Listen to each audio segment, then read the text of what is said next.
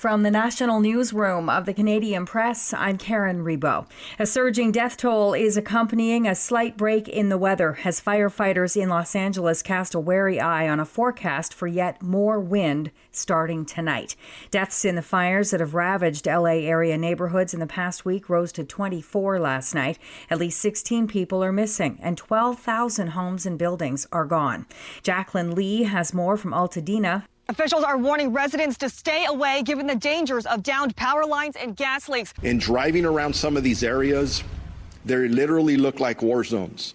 There are downed power poles, electric wires. There are still some smoldering fires. It is not safe. Canada's Emergency Preparedness Minister Harjit Sajjan says 60 firefighters from Alberta and BC would be deployed to help in Los Angeles as early as today. A high-profile candidate is set to enter the race this week to succeed Justin Trudeau as Liberal leader and Prime Minister. Former Bank of Canada Governor Mark Carney is expected to launch his bid to replace Prime Minister Justin Trudeau after signaling plans through his campaign team. Former BC Premier Christy Clark has said she is also debating whether to put her name forward, telling CBC Radio she was very seriously considering it last week, but is disappointed with the short timeline for the race. Several high-profile cabinet ministers have announced they will not run, including Labour Minister Stephen McKinnon, Finance Minister Dominic LeBlanc, and Foreign Affairs Minister Melanie Joly. A new leader will be selected March 9th.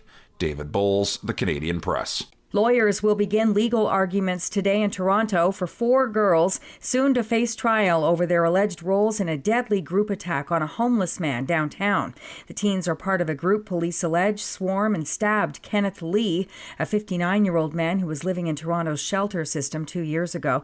8 girls aged 13 to 16 at the time were arrested shortly after Lee's death.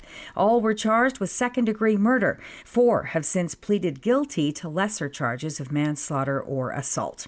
More than 3,000 school support workers in Alberta are set to take their wage dispute with their employer to the streets by walking off the job this morning at 3 public high schools in Edmonton and at all schools in the Sturgeon Public School Division. And Blue Origin called off the debut launch of its massive new rocket early today because of technical trouble. Named after the first American to orbit Earth, John Glenn, the 98-meter New Glenn rocket was supposed to blast off before dawn from Florida's Cape Canaveral with a prototype satellite. But launch controllers had to deal with an unspecified rocket issue in the final minutes of the countdown and ran out of time. Here's Mission Control. We are standing down today's launch attempt to troubleshoot a vehicle subsystem issue that will take us beyond our launch window. We are reviewing opportunities for our next launch attempt. This is the Canadian Press. In sports, 3 more NFL wildcard playoff games were played on Sunday, and it was an emphatic opening win for the Buffalo Bills. Josh Allen threw for 272 yards and 2 touchdowns as Buffalo beat Denver 31-7. James Cook also ran for 120 yards and a touchdown for the Bills. Jalen Hurts returned from a late-season concussion to lead Philadelphia to a 22-10 win over Green Bay. The other game saw Washington knock out Tampa Bay 23-20. Sunday's games in the NHL saw Ottawa beat Dallas 3-2, ending the Stars' 7-game win streak.